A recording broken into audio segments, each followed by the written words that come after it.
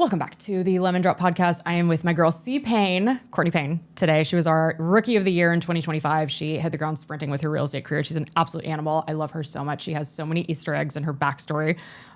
Listen for the story about her dad because I'm obsessed with it. And also she's going to reveal a personal life change during this episode. And I just appreciate her vulnerability so much. If you're thinking about buying or selling a house, you want the agent that has the capacity to be real and authentic and be vulnerable, which all of our agents at Meyer Lucas are in their core. But this was something that was a kind of a special conversation for her to give us some insight into her personal life. So please enjoy Courtney Payne.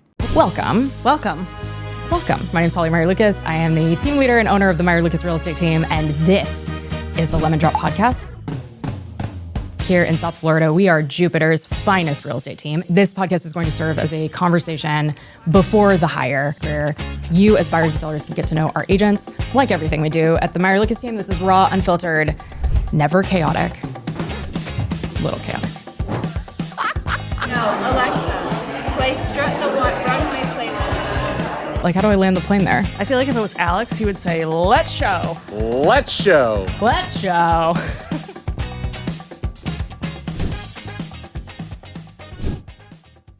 Welcome back to the Lemon Drop Podcast. I'm here with my girl, Courtney, and let me tell you something. I'm so excited about this conversation because, tell me if this is off limits. Can we talk about your current life situation? Yes, we can.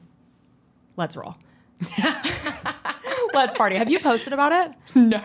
You haven't? No, I Are have you not. debuting the information on the Lemon Drop Podcast? Apparently. Sorry, I'm not making I light of your personal situation. Sorry. The only way to do it is to make light of it, I think. That's fair. I think that's the only way to go about it. That's fair. So you are the infamous Rookie of the Year. I am. And what year was that last year? No. 2025, yeah. You came out guns a-blazing and like swinging from the rooftops with, you like hit the ground running. It's funny, I had Marissa on before you, and I feel like you two are just, I was referencing you a lot because I feel like the way that you guys hit the ground running in this whole real estate career is just unbelievable. Talk about your approach there. And so you are a rookie in 2025? 2024. No. Yeah, that's right. We make it, you have to be 25. here. Mm-hmm. Yeah, so talk about how you came out, like, especially for anyone that's thinking about starting in real estate, like what did you do that made you so elite right away? Okay, well, I had no other choice. That was the only job I was working. So it was either be good at it or don't make any money. And at the time, I wasn't doing anything else besides that. I mean, it's all I do now, but I never am going to do anything that I'm not good at. Like, I don't like being bad at things. And if I am bad at things, I become good at them as fast as possible. So there was just no option to be unsuccessful. I didn't want a different job. I didn't want to have to start over. So it was either be good at it or have to start completely over. And I was not going to do that. So heck yeah. I feel like that is your personality in a nutshell, and also like major burn the boats energy. Yeah. Like you jumped in head first, right? What were you doing before? The literal opposite. I was a crime intelligence analyst for the Florida really? Department of Law Enforcement. I didn't know that. That's what my degree is in. I did know that. Yeah. Can I talk about your upbringing? Tell the good people where you grew up. Like I love your personal backstory. I feel like I use it all the time. Yes. So where did you grow up? Tell me about your upbringing. So I grew up in the Panhandle of Florida in the South. That's where the voice is from. It'll never leave me, I think. I was 20 minutes from Alabama and 30 minutes from Georgia. So, I mean, it's the twang that I'll always have. But my dad is a prison warden, and he is now in a different area. But at the time, we were solely in the Panhandle, so we moved around a lot. But that was my norm. That was very normal to me. It is weird to everybody else, and it's weird when I tell people about it now. It's not weird. It's cool. It's so cool. I mean, it would be like, hey, do you want to like sleep over? And they'd be like, yeah. And they would come over, and there's a prison in my backyard. And they're like, I don't know if I want to sleep over here anymore. Like, so it was always very normal to me. Wait, like, back up. Hold on. So there's a prison in your backyard. Yes. Go on. What is that? Like, explain what that means. I feel like people do not understand. They don't. Like, you always gloss over it, and I'm like, no, back up. I do, because it's just normal to me. Okay, so you live in staff housing when you get to like a certain level in the prison system. My dad worked his way up. He became an assistant warden around when I was like 6 or 7. And we lived in... No. He went directly into classification, which is one of the lower tiers, like you're a correctional officer. Oh, got it. And he built his way up from there. A lot of where my work drive comes from, I get from him for sure. He's very successful. He's a major leader. And he's like very, very renowned in like the Florida prison system. But I just can't get enough of it. I know. Like, it's so cool. It's I know. so I know. cool. It's crazy. And it makes so much sense, like knowing you and how militant you are about like just the way you approach your career. Yeah. I mean, I knew you for, I don't know, maybe 6 months before I found out how Yeah. you were raised. Yeah. And then the second that I learned that, I went, well, no, that makes sense. Yeah. doesn't it? And I got that from him. Like, he was really, really good. Like, he taught me so much about like how to keep your work life and your private life separate. We never knew any of that stuff that like he dealt with in that job. Like, it's a grueling job. He sees a lot of things that are like crazy that I just didn't even know as a kid. I didn't think about it. It was so normal to me to be in that. But I mean, as an adult, we've had times where Martin County Sheriff's Office had to drive by my house because my dad got a letter from an ex-inmate, like, about his family, and they can look us up and find out that information or things like that. So there were like, it is a dangerous job for him to have. Like, if people didn't like him, they get out of prison. Like, you have to think about that stuff. And it just wasn't a safety concern for me because he kept it so separate. And when he came home, like, it all dropped and like he was just our dad. But it was so normal to me because inmates mowed our lawn and like installed our Wi-Fi and like all of that stuff. And it was just like, you Like, don't you go lived on the prison property, yeah, right? like the backyard, like, was a straight shot, and people would be like it was just so normal, and people would be like, oh my gosh, like, what if an inmate gets out? And I'm like, I don't think their first stop is like the warden's house. I think they're trying to get as far away from here as possible. Like, It's actually probably the safest place. We're in the safest spot ever. Like, I mean, they would be here in 5 seconds. So I just like, it was always weird, like when my friends would learn about it, or like boyfriends in high school, they're like, what does your dad do? I'm like, he's a prison warden. And they're like, all right, I'm good, I think. Like, Okay. it's terrifying. He's 6'3", like, big dude. I just picture him on the front porch, just like prison warden And McGee. he's literally the opposite. Like, obviously he would do anything for me, and he is scary looking, but like, he's very personable. He's like a very godly man. He's very faith-based, and like, he's one of the kindest people ever. And so it's just crazy that his job is what it is. I think if in that business, whatever it is, in that type of a role, you either stay because you're wildly corrupt or you stay because you're a wildly good person. Yes. Like, I feel like otherwise you get weeded out in between. Yeah. And he actually retired from the Department of Corrections and went private this past year, and took a private position in South Florida now. He's like outside of Fort Myers. And so he retired from the Department of Corrections, which is the public prison system. And we went to his retirement party, and it's just like, it's so crazy to hear what everybody has to say about him. Mm-hmm. And the first thing that always comes out of everybody's mouth, no matter what they think or believe, is like, he's a very faith-based man, and like, everything that he does like glorifies what he believes in. Mm-hmm. And he just has always done right by his employees. He knows all of their names, like hundreds and hundreds of people. Like, we go on a family cruise, and there's an employee that worked for him 10 years ago, and he knows their name and he knows about their life. And like, so he just has always instilled like that level of care into me. Mm-hmm. And I think that's why it transfers so well into now what I do. Yeah. But I mean, that's kind of why I got into it in the first place. My degree changed a lot because I was in college during COVID times. That was just like pure chaos. Where'd you go to school? Florida State. And I started in engineering, and then COVID hit, and I was like, I'm not like learning how to build a bridge over Zoom. Like, I'm not doing Calc 3, Physics 2. Like, I got through all of that stuff. And then it went to everything online, and I was like, I cannot do this difficult of schooling online. Like, I've got to have a teacher kind of thing. And I just didn't enjoy it. Like, I'm extremely intelligent, but I'm not a genius. And when you're in that field, you're surrounded by geniuses. And like, I refuse to be bad at things. So like, I'm pulling all-nighters like multiple times a week. And like, we've got dudes that like don't even study, that are like acing everything. And I was like, it wasn't enjoyable to me. And I switched to law. And I actually got into a law internship with an attorney who also sold real estate. Like, she like got her business up and running, and then she started investing in real estate, and that's actually what she enjoyed. And she was actually what deterred me from continuing the law path, because she was just upfront about what it is. Interesting. And she was like, you have to truly, truly want this for it to be an enjoyable job for you. And actually what she enjoyed more was like the investment side and the real estate side. And like it never sparked to me like, oh, I'll just do real estate instead. It was really the choice to move here that was like, well, I mean, I might as well give that a try. It's so, I love hearing that so much. And hearing you say that you're smart, you're not a genius is like, well, no, you're pretty, I don't believe that for a freaking second. Every agent that we have here is like, that is like baseline. A lot of people don't know that, but like Meyer Lucas, one of the things that Hallie looks like, it's one of my 5 core things where like I can't take an agent seriously as a leader if they're not very, very, very smart. Yeah. Like it's just one of our things. And I feel like you are head and shoulders above like most people that are in real estate. And I'm saying that super respectfully, not on our team, but just as an industry. Was that, did you ever feel that like chip on your shoulder from like going backward, like into, like, did that ever feel like backward for you? Yes. Yeah, it did. It kind of felt like, especially when I left engineering, like I was thinking for a while, I disappointed myself. I could have done it. Like it made me feel like I didn't think I was good enough for a while, but it was truly just that I didn't enjoy it. Like I wanted to enjoy what I was doing. I didn't just want to get a degree because I knew that I was intelligent and I should be in one of the 5 fields that you think of when you think about smart people. Yeah. Kind of thing. And I just knew that it wasn't going to be for me.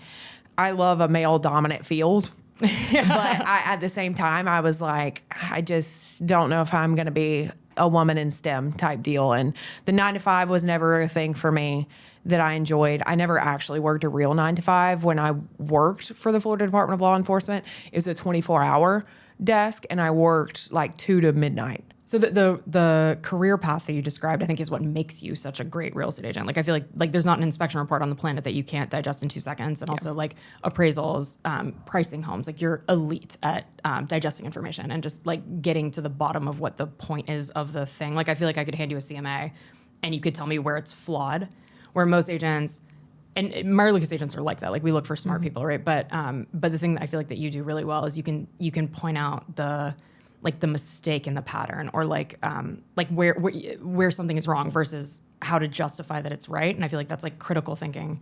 Yeah. That I look for in our agents, and I know your clients certainly appreciate it. You've had a lot of intense clients. Yes. So talk a little bit about the transition into being brand new, being like thrown face first, literally into this whole real estate thing. Okay, well, I landed on my face more than once with a couple different things that I don't do well with failing, so I just refuse to let it happen again. So every time that I messed up, it was just a mistake that I never made again. I feel like the reason that I'm successful now is I wouldn't say like a pessimistic look on like how I look at contracts and things like that and deal with my clients, but I look at worst case scenario of absolutely everything now because of mistakes that I've made in the past where I didn't do that. And it protects my clients, it protects me, and it makes everything clear, like setting the right expectations with them about what could happen, what's gonna happen if we do this. And I feel like I didn't do that at first, and every time that I didn't, it was due to not setting those correct expectations. And I learned pretty quickly that that's what you have to do to even mitigate something before it happens. Yeah. Even if it is going to happen, because I can't control when something bad's going to happen. But if my clients know it's coming, then it's better than them thinking I didn't tell them at all and they're not prepared. That's the biggest takeaway. I want to be super clear. Like the quote unquote mistakes that you made are not, like, I don't think you made a single mistake.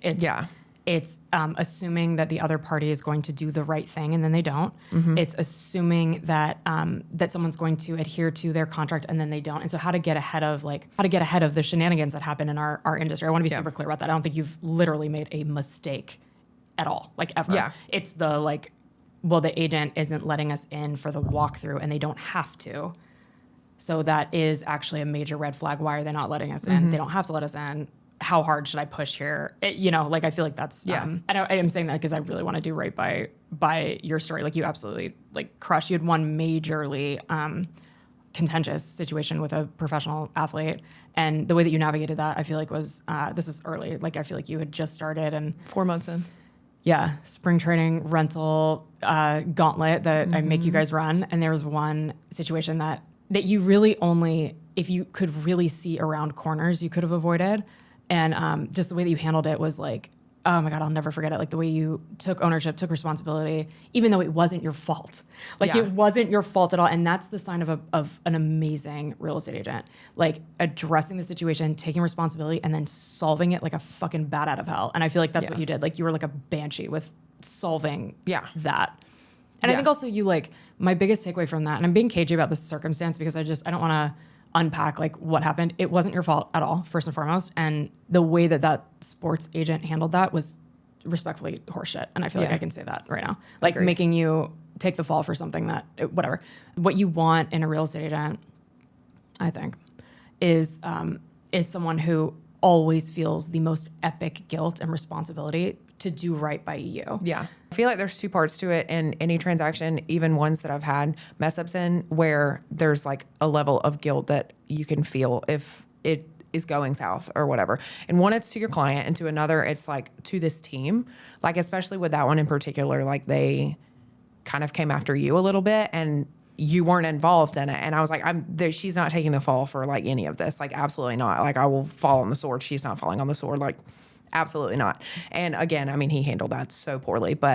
And with the aspect of your clients, like the way that I look at it is this is one of the most stressful and one of the biggest decisions that these people make is buying a house, selling a house.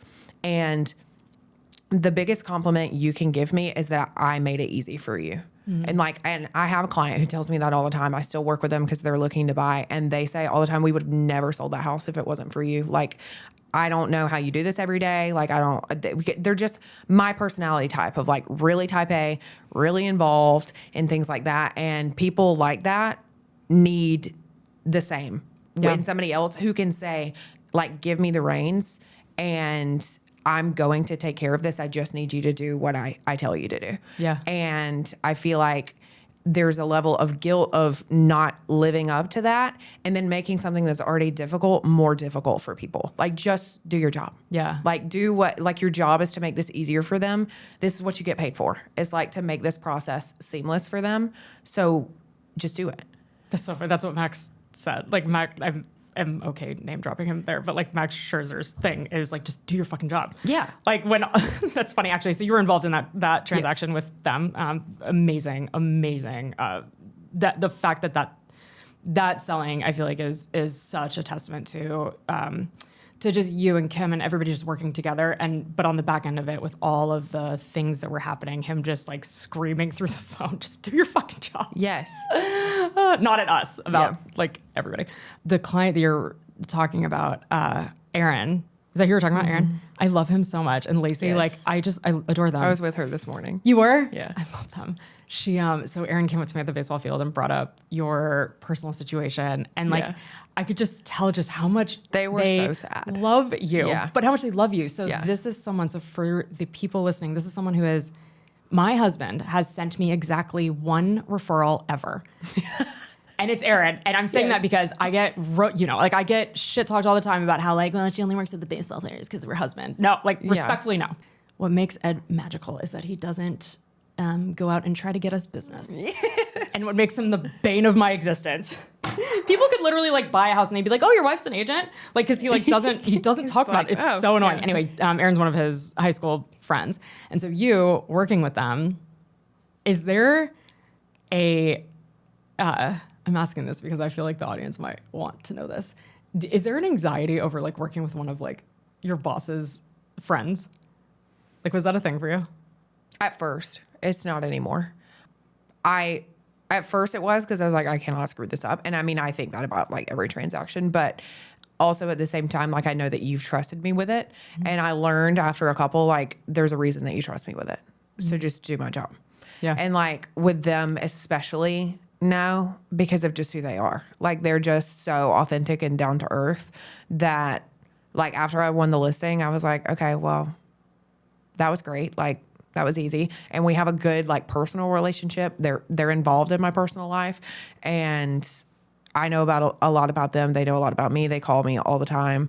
And I don't know. I feel like at first when you started giving me clients like that, like the Scherzer's parents and stuff like that, I was like, oh, okay, like I really can't mess this up. But now it's like, I know that you've trusted me with that for a reason. And I know that like, I've done it 100 times. Like I can do it 50 more times. Yeah, and you have you absolutely deliver. As a leader, that was one of the hardest things for me to get over as a leader years ago was just letting go of the relationship. If I continue to maintain the relationship, then you can't, and it's in a professional capacity. And so me letting go also comes with me trusting you guys. And I mean, you guys the agents do not stay here if I can't trust you.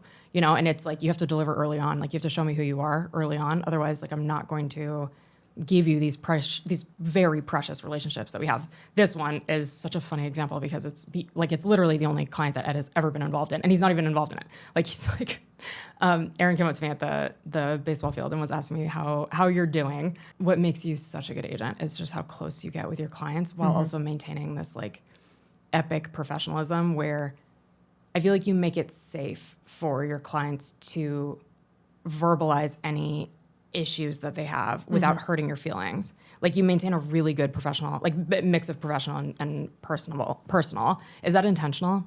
Yes. Yeah. I think for an example, like it kind of showed in the last couple weeks of my life that they, knowing what's going on in my personal life, they still have 100% confidence to call me about work, about houses, to know that if they want to see something, call me. Yeah. And I think that reflected and like showed me, like I've shown them that I can keep it separate, like that they can be involved in both, but that like I can like walk in the door for the showing and that's professional. And then when we step out of the showing, we can talk about personal or whatever. But it's definitely intentional because I work better when I'm comfortable. And if I feel like I'm not being myself or I have to win you by not being myself, like I would rather just not have you as a client. I don't care if it's a $30 million house. Like I do not perform well not being who I am. So I can't fake it or pretend to be any certain type of way. So when I get those clients who personally I like really jive with, I am a better agent for them because I feel comfortable. It's like in a nutshell, I think the value of working with you, you're incapable of being inauthentic, which is what you want. Like that's what you want in an agent. Yeah. I mean, I struggle with it and it can lose me things sometimes. And I don't care when respectfully, like I'm not salesy in the sense of like, I am not going to like blow smoke and mirrors and tell you all the things that I'm going to do and then not do it. Like I'm going to sell your house and I'm going to do everything that I can to sell your house and to do my job, but I'm going to do it as myself. There are certain things that I do better. And cold calling, I don't like talking to people out of the blue on the phone. I don't. Like, I'm not going to be able to sell your house cold calling a stranger. Why is that a skill set that real estate agents are supposed, like, I've never made you guys cold call. And it's well, actually, that's not true. Back in the day, Caroline and I used to get after it. But, and my dad too. But we've stopped because it's like, I don't want agents that are good at cold calling. No. I want agents that are not going to get me, because I feel like the agents that are good at cold calling are the ones that are good at being, like, inauthentic and... Because that's what you really need to be on the phone. You need to have a script, and it's not authentic. Yeah. Even when we cold call, it's it's funny actually. It's not even cold calling. Like when we lead gen, it's like, what's the script? What's the conversation? It's like, literally just have a conversation. Just have a conversation and be yourself. Like I will sell your house a lot better becoming besties with the guy who came into your open house than I will calling that person blindly. I think that's why you've done really well in the high net worth space too, because high net worth people are so sick of being sold to. And so you're a breath of fresh air for them. Like the Gaddies, when you sold their house, crushed that sale. $3.5 million listing, highest sale in Reynolds Ranch, right? What did that, was it, how much was it? 3.275 is what it closed for. Crushed that sale. And they're, people that are not easily won over. And the way you win them over is by being yourself. Yeah. Just jumping in and doing your job. Like you looped me into that, so I just jumped in. And I think that they respected that. I just jumped in and started and planned the open houses and called them and updated them and did all the things. Instead of just like sitting there telling you all these things, I just did them. Yeah. And I think that a lot of people respond to that better. I respond to that better. Like as a salesperson, I don't respond well to salesy things. Like I will hang up the phone so fast if you're trying to sell me a pen. Like, no, I don't need a pen. And so I reflect that, how I am about sales, to my clients. So I jive well with people that are like me, who just want the authenticity and like a real person with a real personal life and all this other stuff. So that's why I get those good relationships with clients that I've had for a long time, because our personalities just mesh that way. Yeah.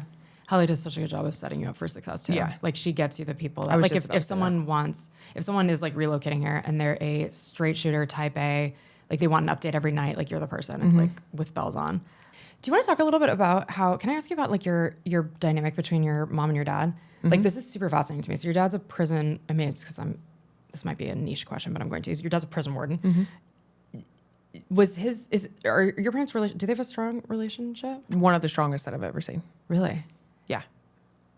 I mirror like everything I would ever want after them, for sure. They have obviously like had any trial and tribulation that a marriage is going to have, and we never knew a thing about it as kids. Like their marriage has always been perfect to us, even when it's not. Like as an adult, now that I'm like going through different things, like my mom will be like, well, me and your dad, like at this point, and I'm like, really?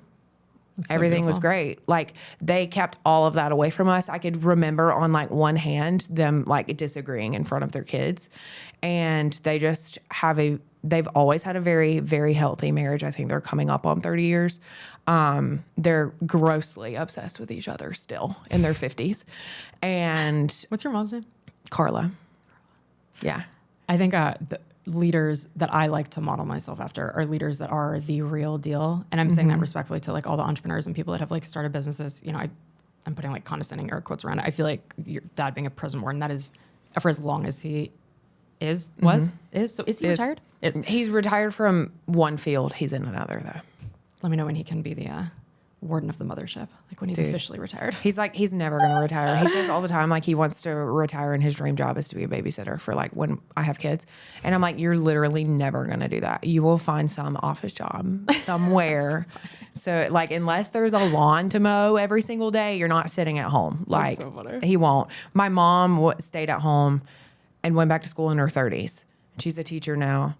But I mean, she like truly at her core is like a homemaker. Like that's what she loves her job, and she like loves her kids. And she, especially when she was teaching brick and mortar, which is in person because she's virtual now, she like the relationship that she had with her kids was like so admirable. And like, she was like a mom to a lot of them.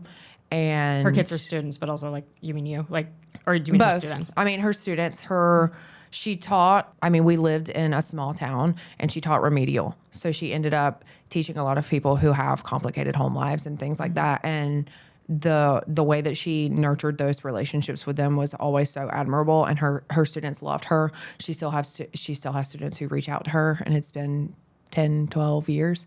And she teaches virtually now because, not to get into a whole nother thing about my family, but my mom, she broke her back when she was 30 something, when I was in 6th grade, and it caused like a lot of issues, major back surgery, not covered by insurance. Like, How'd she break her back?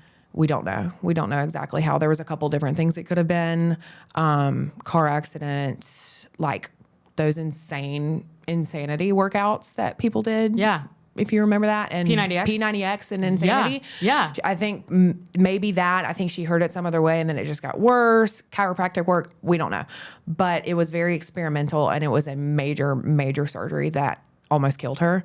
And getting up and going to work every day was very difficult for her. So she ended up switching to FOVS, and it's been perfect for her because she's at her core a homemaker. So to be at home and to like be able to cook dinner and do all this stuff, like she gets to do what she enjoys while also working. But yeah, she started working around like 35, 36. So she's been working for like a decade. But for the majority of our life, she was at home. I think all agents sharing their, like a piece of their personal life, I think is so important for when people will listen to this, knowing that they want to hire you, but now understanding why they need to hire you, because or being finding something that's unrelatable, you know, and that's what we want. Like, we want you to be working as a leader. I want you to be working with people that want to work with you and that know you, and you know, that's like the Meyer Lucas way, you know, being authentic and being real. And so you sharing about your personal life, which we'll get to in a second, but also your upbringing, I feel like helps people like see kinship, you know. Yeah. Even your accent, I feel like there are certain clients we've had where, like the Gaddis for sure, like where the first time I talked to Ben, he was like, she's country as hell. Like, cause they're from Kentucky. And like, they're from Kentucky. Yeah. And I like, even though, you know, he's so wildly successful, but it like just finding common ground is so important. Yeah, it is. So thank you for that. I was wondering about their relationship though. Like if you like so what I was saying earlier, as a leader, I like modeling myself after leaders that are the real deal and who have been through it. And I find that the vast majority of them have wildly successful marriages because they have led so many people and have had such friction heavy. And I'm talking like leaders like Fortune 500 CEOs and people that have really like risen in the ranks and have had to work their way up. They do right by their spouses. Like that's just a common denominator.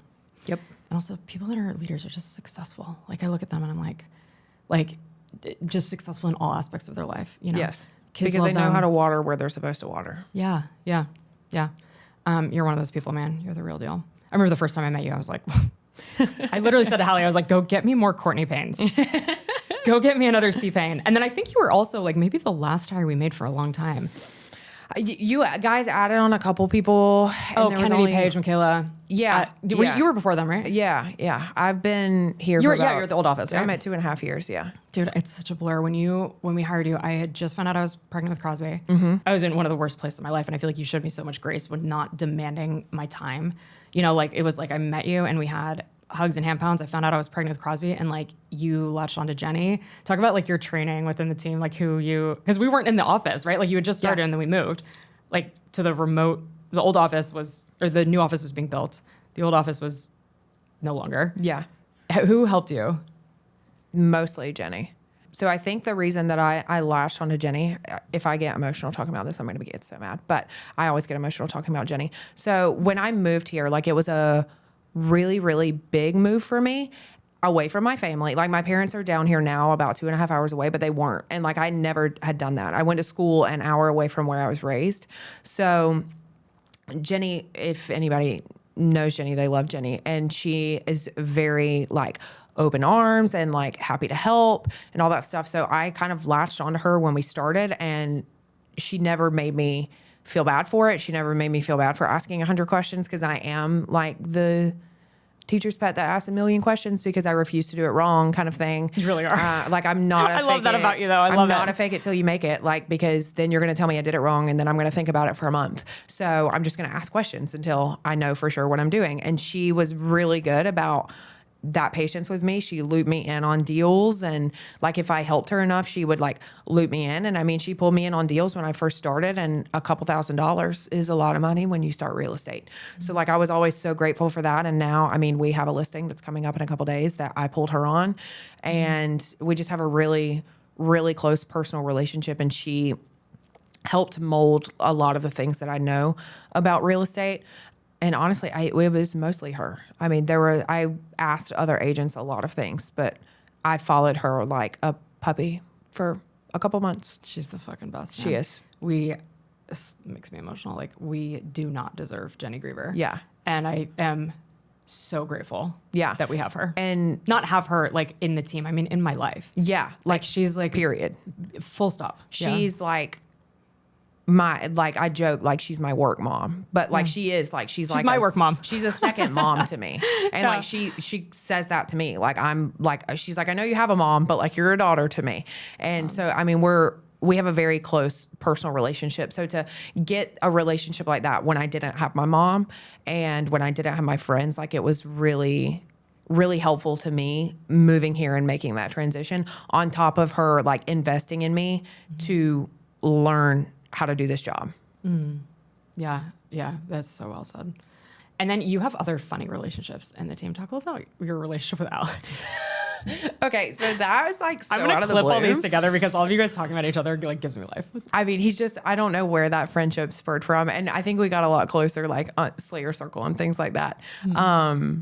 But yeah, I mean, he's a very close friend of mine. I know that, like, I mean, he was driving 8 hours up for my wedding, and he was one of the first people to call me. And like, he's all like, as soon as I texted him, he called, like the second I hit send. And I think you called me, so I didn't answer him. And his voicemail, he's like, you didn't think I was going to call you? Call me back. Like, do you want to talk about what you're talking about? Yes. Okay. So a couple weeks ago. Do you see how I segued that? Yes. So a couple weeks ago, getting into my personal life, I was supposed to get married on April 11th, and we called it off 4 days before. It was obviously not my plan, and it was not my choice to call it off, but it was my choice to terminate that relationship. So it had been a tough couple weeks from that, but I think that I'm doing pretty well for it. Honestly, I think that I'm at peace with the decision that I made to leave, because I knew that I did everything that I could. And obviously there was a lot of feelings that I have to deal with. And I know we've spoken about this before, but I was like, this is not something that I want tagged to me for the rest of forever. Everybody remembers that, like, hard to forget it kind of thing. Wait, And what do you mean? Everyone remembers what? Like, everybody's going to remember something that crazy, like 4 days before your wedding. Holy crap. Like, that's Courtney. She called off her wedding 4 days before. Like, and I just don't, that's not something about me that I want tagged to me. No and one's it's going to not remember that. what, No one's going to remember that. yeah.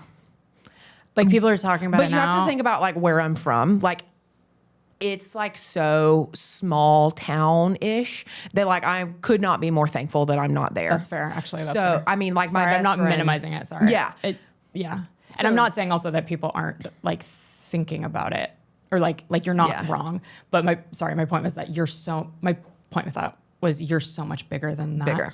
Like, that'll not be the thing Yeah. that defines you at all. You Yeah. are so destined like, you're so fucking talented, man. And like, there's so much more on your horizon that won't be the thing that defines you, but you're also from a small town, not lost on me. Yeah. So I think I've seen that's- Runaway Bride. Yeah. And, like, Have you seen that movie? Yes. Yeah. And I mean, I refuse to, like, let that ever define me. I'm never going to let another person define me, a bad situation define me. It's, if anything, I'll be better for it. For anything that ever happens to me, I'm never going to let it make me worse. It's always going to make me better. So I feel like I'm at peace. Like, obviously it's tough and it's a lot of changes in a couple weeks. Because I mean, the second that it happened, I was long gone out of there, moving, like, all kinds of things. So it was just a lot of transitions at once. But I think that I feel peace with that decision, and it obviously changes a lot about my life and my trajectory for now. But I've had a lot of people that have really been there for me, and I'm content with where I'm at right now. It's very, very well said. Yeah. When you go through something like that, which is not normal, like, I feel like, have you been getting, not to, can I make light of this for a little bit? Have you been getting the, like, oh, and I kind of did that to you. Yes. Like, I jumped in my car and, like, drove to Atlanta. Like, I give you my whole spiel about it. And It's funny because after we got off the phone, I was like, that is not even remotely the same at all. Because that's been happening. Yeah, it's. And people are like, well, I got a divorce. Like, it's a unique experience for you. Yeah. So I feel like the toughest part has been, like, especially, like, a client will call me that I had a year ago, and they're like, yeah, last time we talked, you had just got engaged. And I'm like, yeah, so about that. And then I literally did this on the phone with a client the other day. What was supposed to be a 20-minute conversation about a lease renewal was a 45-minute conversation about the trajectory that my life just took. And because, I mean, she was around when we got engaged. It's a So it was steep the left turn. first thing she asked when I answered the phone. And I was like, well, so I just told her. I was like, I don't know how else to, like, go about it besides just telling her exactly what it is. So I think I've had a couple of those interactions, and, like, even, like, in Nashville, like when we went to Nashville, like, you came by and had made a comment of, like, my single girls or something. Yeah. And Ben asked me, he was like freshly single? And I was like, do you want me to change the trajectory of our entire night? Yeah, literally. He was How like- much of this are we he was going to like, do? Yeah. And Kat was right there, and I just said it. And they were like, okay, so we're going to go to Broadway, and we're going to go unpack this right now. It's funny. I think it's healthy for you to talk about it. And I think it's also testament to how much like, everybody cares about you so much. Like, Alex, so this segue there being, like, just Alex immediately calling me immediately. Yeah. And, like, because I called you first, and when you texted in the group, I knew exactly the people who were going to listen to you and the exact people who were not.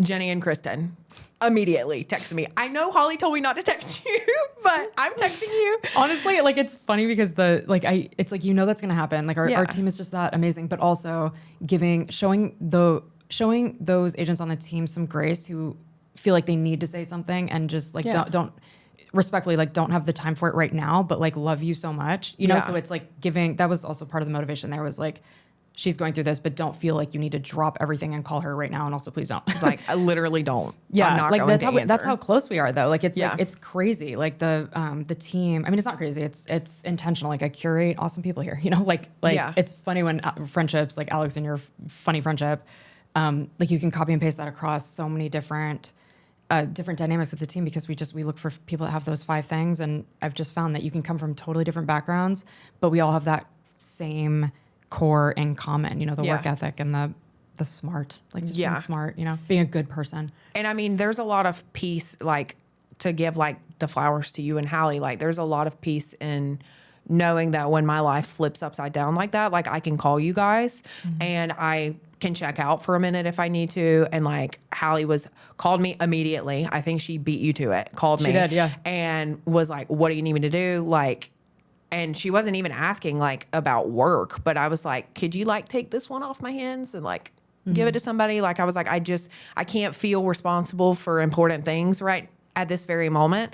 And like, she just took everything that I asked her to and ran with it to where like I could feel comfortable like doing what I needed to do until I was ready to jump back in. So good at that. Yes. I feel like the agents don't. She's a hard job, man. Like she has to be the hardest authoritarian. Yeah, she has to have the tough conversations. I was telling an agent the other day, she had to have a tough conversation with someone on the team, and the way that they came at me.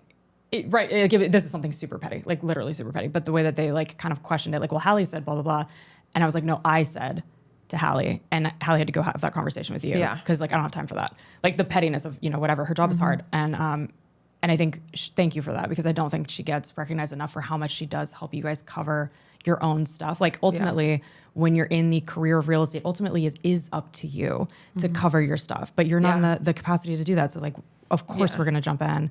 And also like if you're going on vacation, or if, you know, if a client reaches out and has like an issue with something, like we're always going to have your back, you know? And when I say we, it's 100% her. Yeah. Yeah. And I think that it's a testament to you guys and how you run our team, because I mean, with a typical 9 to 5, you take a couple days off and they're like, sorry, that sucks. Like, see you on Monday, like kind of thing. And like she added onto her excessive workload, and you took time out of your day to call me and to make sure I'm good. And like, it's just, you guys, I think, are what truly make the team like a family dynamic. Obviously we all have something to do with it, but like where we're led from is what starts it. It starts at the head for sure. Yeah. And that's something that I'm saying that because I think I have a lot of leaders that, you know, pay attention to what we do. And I've been more transparent recently about how intentional certain things are. Me getting the text from you, and it's funny, I can hear Hallie through the wall sometimes when her voice gets elevated, and she was very passionate in the car. I could like I'd press send or call, like we both went like like at the same time, and then she obviously got through to you first. Not to cover your business, but both of us just like, we just love you because you know? care, and we love everybody. You know, it's like it's intentional, but it's not tricky, or it's not smoke and mirrors. Like it's you can't, because I just think it's so important for people to hear when you're hiring a real estate agent. If you're relocating across the country, you don't want a single point of failure. If you have your house listed, you don't want a single point of failure. Our team covers for each other.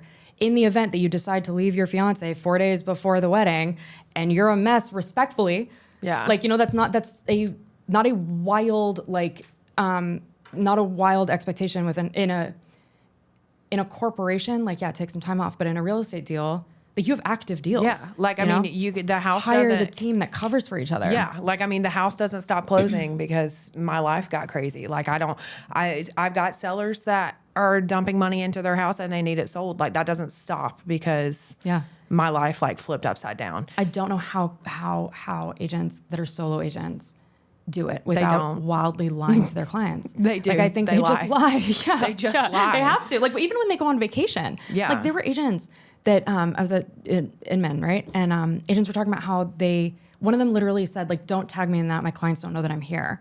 And it's like, well, probably because they had to decline a buyer showing. Yeah. And it's like, well, okay, so instead get someone to like have a partner. Yes. Have a partner. Like it's not hard to have a partner. And I'm not coming for solo agents. You can be a solo agent. Like I love that. But like Caroline works like a freaking lone wolf often. She does. But she has backup on everything, of course, because like life happens, you know? I can't imagine, and again, it's like no shade to solo agents. I just could not ever imagine doing it. Yeah. I couldn't. Like, I think it would just be, I don't think I would enjoy it anymore. Like, Yeah. for one, I like the team aspect of it. I like to be able to be like, that looks funny. I'm going to call Jenny. I'm going to call Kristen. Like, I mean, Kristen calls me random question, like once a week. I mean, I need to be able to bounce that. Like, I love to ask a question. Yeah. I cannot ask ChatGPT everything. Like, I need to talk to a person. Yeah. So I think it just, like, having that to bounce it off of, like, I think we take it for granted because we're so used to it. But I couldn't imagine not having that. Yeah. I think from a leadership perspective too, it's possible to curate a team who will help each other and not be, that's one of the things team leaders really, really struggle with, is that they feel, and rightfully so, like they are taking half of the commission. And so they feel this epic responsibility to be everyone to everything. And it's just not realistic. The burnout rate among leaders is so high. And my biggest advice is foster an environment where the agents will help each other. Like, that is the way that you have a team that has, like, the second I figured that out, our turnover, like, we don't lose agents. Like, agents don't leave here hardly, like, ever. It's like, once I figured out that, like, if I'm transparent about my own time instead of feeling this, like, begrudging, like I owe everyone my time all the time. Like, if I pour into Jenny and I make sure Jenny knows things and then she's training you, like, that still accomplishes the same goal. And so find agents that are not indignant about it. Like, any agent that feels entitled to my time, like, I can't do it. Like, I will, because I don't want to do that. Like, I don't want to feel like there are 50 agents in Palm Beach County that can answer a question about the FHA addendum, you know? Yeah. Like, I've done the trainings, I've done the things. Like, that doesn't, like, do I have to answer that for the optics of it? But it's like team leaders are like, well, I feel like I have, because then agents are going to leave because then I won't be providing value. Yeah. And I'm like, I provide value all fucking day. Like being in my orbit provides value. Like, you don't have to answer the question about the FHA addendum. Yeah. Like, it can come from anybody. Disagree with me though, if that's not like. No, I 100% agree. I mean, there's certain things that, like, we need you for, like, I was about to say, we're going to talk about that when we're done.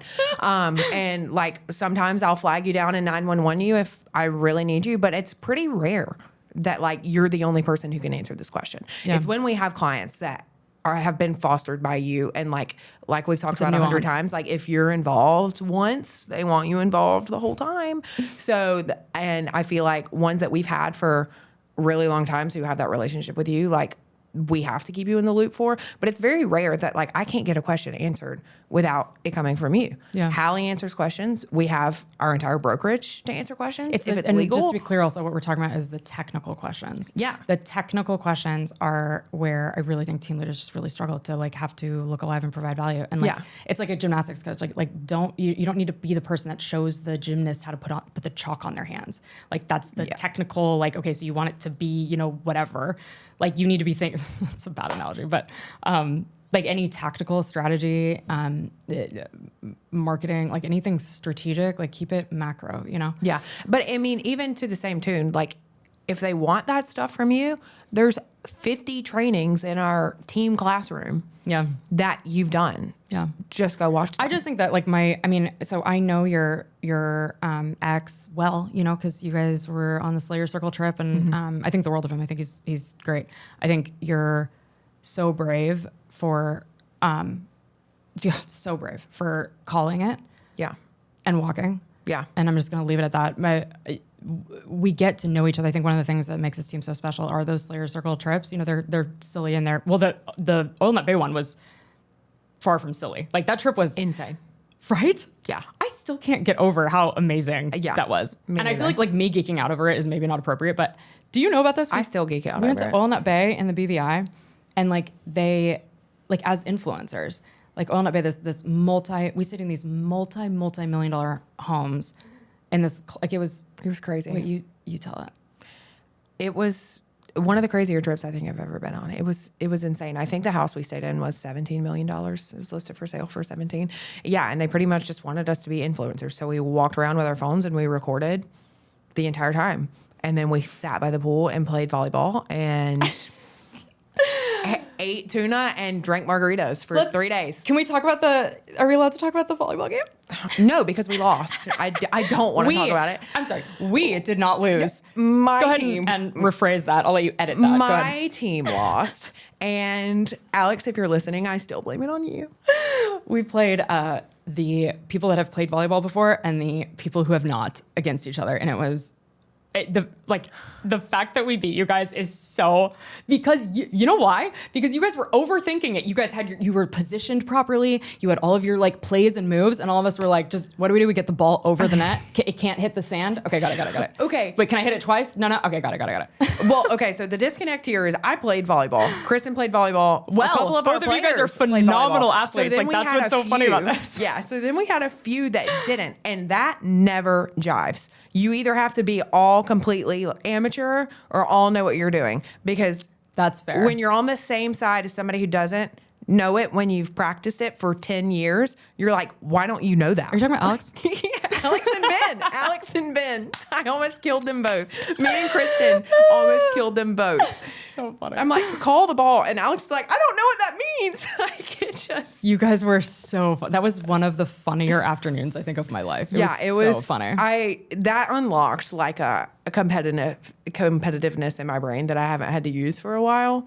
I was like egging it on too. I could tell. Like I was like, if I get her to talk a little bit of shit here, Yes. like that was so fun. It works. I'm like that in a lot of aspects of my life. Like, I feel like we saw a different side of you too. in sports is one like where my mom would have to have a conversation with me about like, Courtney, you can't get so angry when you're not playing well. And I'm like, yes, I can. I have to be perfect. Yes, you can. Yeah. Be competitive. Yes. Being competitive is good. Yeah. I always describe this as like, we are so competitive here. Yes. But not with each other. Like, do you feel any competitive energy with... No. People always ask if there's competition among agents. And it's like, yes, with themselves. Like, do you ever feel competitive energy with the team? No, not in like in the sense of like, keep doing my job well so that when Max Scherzer's house comes to the table, I get put on it. Mm-hmm. But not in the sense of like, oh, why did she get that? And I didn't. I've never been like that. Like, I think that anybody that's on the team deserves to be here. Yeah. And I think all of the other agents think the same thing. So it's never been of like, why did they get that listing? Or I don't think they're good at their job, or I would do that one better. It's never really been that entitlement. No. Ended in 2020, man. It's like in 2020 we had the disruption where the team just like the agents left and I redid everything where entitlement is not a thing. It's just gross. Like, So you gross. Feeling entitled isn't going to get you the listing. Oh, like, it's so already gross. somebody else's. Like, It's so what is it so accomplish gross. for And you? it's like it is so hard. I say this all the time. I used to say this all the time. I don't say it anymore because I don't have to, because you guys know it is so hard to make the phone ring. Like, we have to deliver for buyers and sellers every single day at the highest level, because also now we're the Meyer Lucas Team, super exposed. We've won all the awards. We've done all the things. We've sold all the homes. So now the level of service that we provide has to be elite. Yeah. And so there's no entitlement for like anyone to have any business, because collectively, like, we all lose if you don't deliver. So Hallie and I make the decision on like who gets put on what deals. Like, you were put on that Scherzer deal for a very specific reason, you know, and you freaking crushed it, delivered with balls on. So how do you typically build trust with people so quickly? Communication. Immediately. That's my answer. It's shocking to me how little some agents communicate. Like, I have a friend that's buying a house right now, not local, and she's like, I'm her advisor in the background. Mm-hmm. And I'm like, she hasn't called you? Like, you're getting information from your lender before your agent. Like, it's just crazy to me. Like, people feel comfortable when they're over-informed about something. Yes. In a stressful situation, like, tell them when you're leaving the house of the showing, like, just wrapped up, this is what they thought, or just wrapped up, they didn't give me any feedback, I'm following up with the agent in an hour. Like, they need to know what your next steps are, because this is a big decision. This is a big thing that they're doing. This is hundreds of thousands of dollars or millions of dollars, depending on the situation. And they need to know what's going on. They need to know what you're doing. They need to feel safe with you to not have to worry about it. Mm-hmm. So I think the immense amount of communication all the time. Has anyone ever told you you've communicated too much? No. I've never been like, please stop updating me. I've never gotten You know that who actually before. did say that to me, though? recently is Erica Scherzer. She's like, can you just not like it's too much, which is like, Can you? very valid. Yes. Like, okay, yeah, it is a lot. Yes. There's a lot. There's a lot of cooks in the kitchen. That's fair. Yes. Yeah. But I mean, I'm like that too. I'm a banshee. Like I want you to have visibility. Yeah, and, like, I would rather you tell me to slow it down than Yes. if there is a text that comes to me from a seller or a buyer with a question mark that's unwarranted, it makes me twitch. Like, how did it go? That should never, ever come out of one of my clients' mouth. I should be texting it to you before you can even think, oh, I wonder how the open house went. Like, I'm pulling out of the driveway and I'm voice texting you right now as I'm picking up my open house signs. Yeah. And that's not because you feel like you have to. That's because you, like, it's in your soul. Yeah. If it's an open house that ends at 2:00, there is a text to my seller's phone by 2:10 every single time. Yeah. Whether or not someone's still there. Yeah. Like, if someone is still there, Like, they're still getting a text at 2:10. Yeah. Like- because what if they want to come home? Yeah. They're waiting to come home. They have Yes. 3 kids. Like, they're sitting at the playground for 2 hours in July in South Florida. Like, tell them what you're doing. Tell them someone's still there. Like, That pocket presence is so valuable. We used to have agents all the time that would, God, it used to drive me crazy. This doesn't happen anymore, but like, I feel like this is like basic bitch real estate agent. Your client is around the corner. You do still have a buyer there, but it's now 2:15. It ended at 2. You have to have it in the back of your head that your seller's wondering what's happening. Yes. Like, my God, look alive. Oh, it drives me nuts. It's like just, and you're so good at that. All right, rapid fire questions. Now, these are for you personally. Okay. And I'm going to say this as a disclaimer. You're not going to offend any of your clients if they, like, this is just your personal opinion about things. Okay. Personal opinion. Do you like your primary bedroom on the first or second floor? first. Really? Yes. Yes. Really? It is a resale thing. Yes. Like, what if a 90-year-old wants to buy your house? Well, we sold Commodore with the primary on the second floor. I think they And I changed told her it wasn't a I big think deal. they're changing the plan. I think they changed the plan. It was Are a they? complaint that we got a couple times. Really? Mm-hmm. And the people who bought it had a daughter who needed a first floor bedroom. They changed the plans. I'll take a knee. All right. That's fair.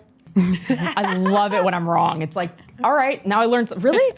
Yes. It is constant feedback that I get. I have multiple No, buyers I know that it's want. a thing, but I feel like that one, I That told them one- specifically that like the second story primary actually makes it valuable. We got it 3 or 4 times. Why are there no bedrooms on the first floor? All right. Zero lot line or more land? More land. I'm from the South. You know, Jenny and Marissa both said zero lot line. Oh my gosh. No, Jenny's from Miami. That's why. Pool or no pool? Pool. It's Florida.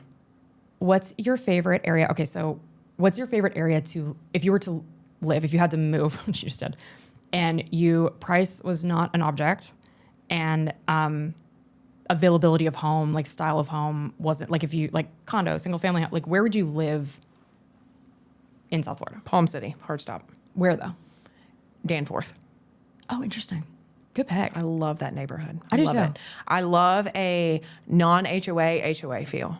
I like a gated community where you're not telling me what to do with my flowers in my backyard. Mm-hmm. And I like a good school across the street. And I like it small town vibe, but also 5 minutes from the interstate where I can go wherever I want to go because I like the quiet. And I've never been like urban. I've always been raised in rural. So You really? yeah, can't tell by my voice. I love that community. What's your favorite tool or technology that you use in your business? Like, what could you not live without? ChatGPT. I started this business without ChatGPT. Can you believe that? I can't I even am a- imagine starting it without it now. I'm a busy woman, and I am also very blunt. So it's really nice to be able to like say, hey, chat, this seller is saying this, and this is exactly what I think, and I need you to make it nicer, please, while I'm driving my car to a showing. And then I'm like, oh my gosh, that's so much nicer than anything I would have said. Copy and paste. Like, ChatGPT 100%. I cannot get over how much we use it. Yes. Like, I started my career without it. How? Yes. Like I can write an email. English was like my major thing that you're a I good was writer. good at. Everyone I'm a here's a good good writer. writer. Yeah. And I don't need to button that up at all. Yeah. Like I would rather just be able to throw my jumbled thoughts verbatim from my Yeah. mouth because there's a voice text on there into ChatGPT and it tell me what to say instead of me sitting there formulating this email for an hour and a half when I can do it in 30 minutes and it's coming from me. Yeah. It's just worded better and I don't have to think about it. Yeah. Amen. Respectfully, tell this person to fuck off. Send. Yes. Like, how do I say this nice? What's something that you wish more buyers understood about the home buying process? The fluctuations in the market, like the interest rates. Marry your house, date the interest rate. Like, it's always going to fluctuate, not always in your favor. Like, you can't wait forever. That drives me crazy, I think. We're going to wait till the market takes a turn. Okay, when the market takes a turn, the interest rates are going to go down and the housing prices are going to go up, and we're going to be in the same situation. Amen. So just buy the house and refinance. Amen. What about sellers? It's not COVID times anymore. You're not always going to make $200,000 off your house. Okay, no, scratch that. Pricing is your biggest marketing tactic, period. Yes. Listen when I tell you about your pricing, please, for the love of God. It's not because I just don't want to do the work. It's because no one cares about our mailers if your house is $50,000 overpriced. It is your biggest marketing tactic. And we have a strategic way to do it. And I am so insane about it in my listing appointments. Like, it is, I say it more than once that I'm coming to you for a price reduction if we are not booming after 14 to 21 days. Yep. With conviction. Yes. Oh, it's so true. It's so true. It's a marketing strategy. Amen. Finish this sentence for me. You are the agent that, or you're the agent who. Oh gosh. Is going to do whatever it takes to get your house sold with your peace of mind intact. It's pretty good. What's your love language? Words of affirmation. Really? I'm not big into the physical touch thing or your actions. What is that one called? Acts of service. Yeah. Acts of service and words of affirmation.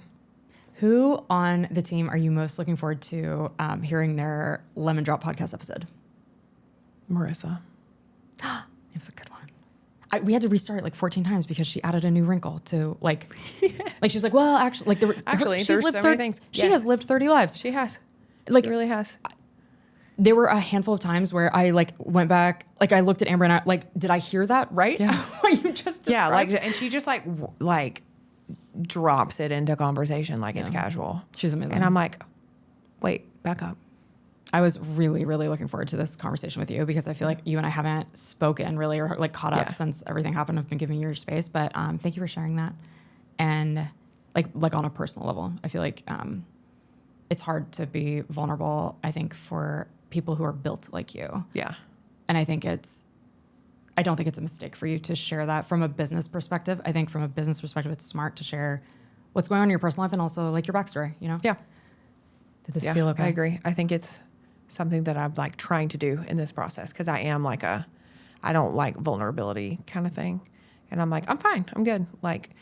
Are you okay? I hate that. I hate it. So I'm trying to be better about just talking about it. Yeah. And it is what it is and it's not what it's not. Take it or leave it. Mm-hmm. That's what we say. Yep. Thank you so much for being here. Thank you. We're going to have to do part two. I know. All right, that's a wrap. Thank you so much for listening to this episode of the Lemon Drop podcast. If you are thinking about buying or selling a house in South Florida, Palm Beach County, Jupiter, Florida, if you are a seller in Danforth, call my girl, Courtney Payne, and call the Meyer Lucas Team, 561-406-5228, and visit meyerlucas.com to get your home search on. That's a wrap. Thank you for listening to the Lemon Drop podcast produced by Hype Boss and Pod Plus Studios. If you're thinking about buying or selling a home, or if you have a real estate related question, or if you want a friend, reach out to the Meyer Lucas team. Our agents are they're just the best. Thank you for listening.